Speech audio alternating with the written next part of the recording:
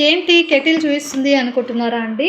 ఇదైతే పాతదే అండి, కొత్తదైతే కాదండి. పాతదే కొత్త దానిలా ఎలా చేయాలనేదే అండి ఇవాల్టి యొక్క వీడియో.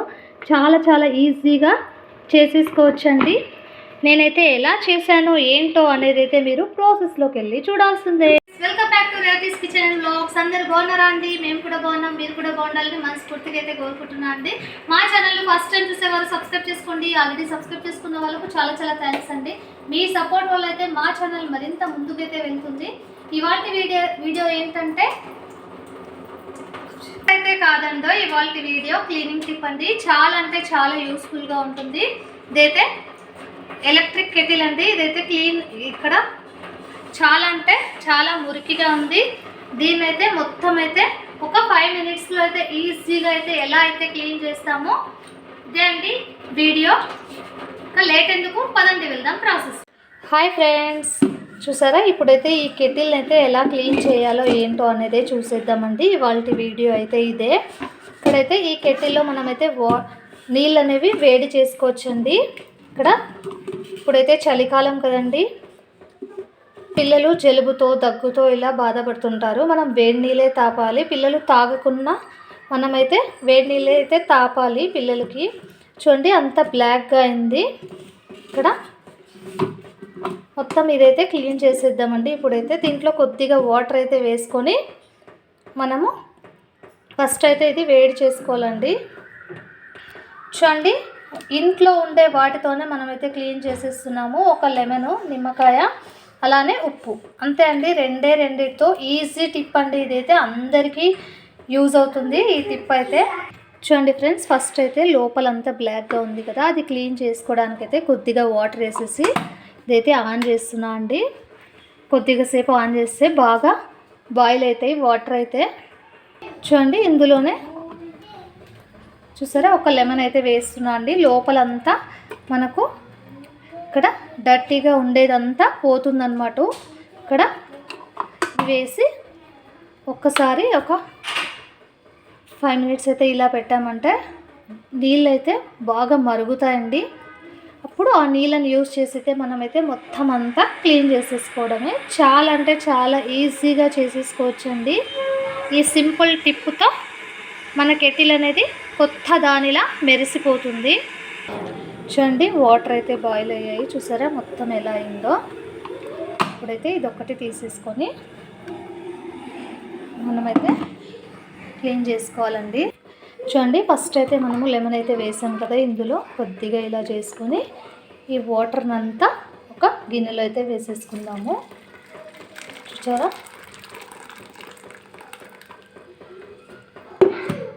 చూసారా ఫ్రెండ్స్, ఈ వాటర్ని అయితే ఇలా తీసుకున్నాం కదా.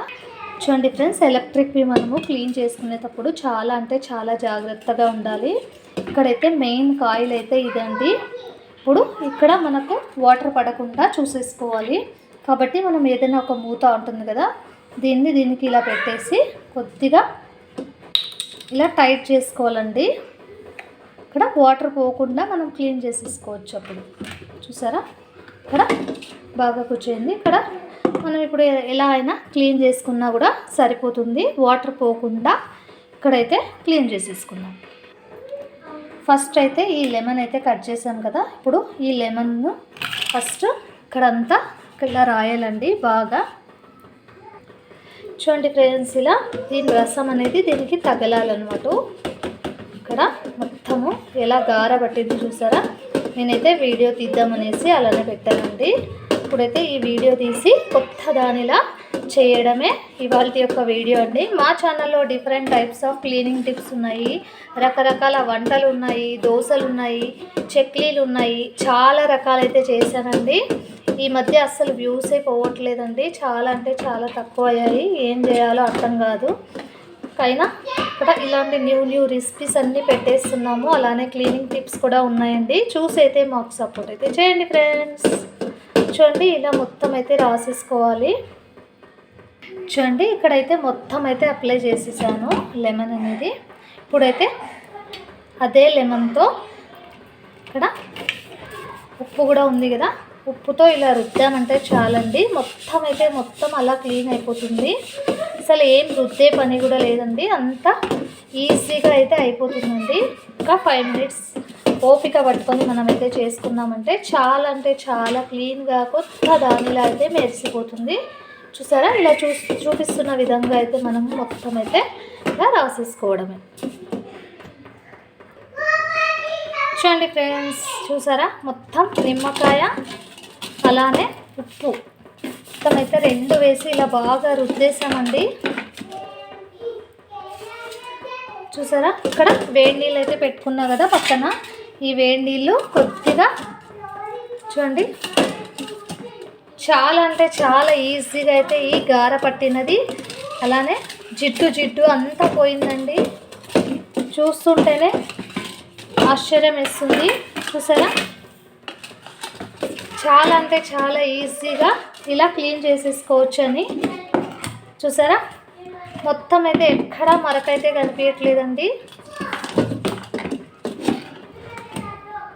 చూడండి ఫ్రెండ్స్, కొత్త దానిలా అయితే ఇప్పుడైతే దీన్ని కడిగేసి అయితే చూపిస్తానండి. ఒకసారి మీరే నమ్మరు, కావాలంటే చూపిస్తా.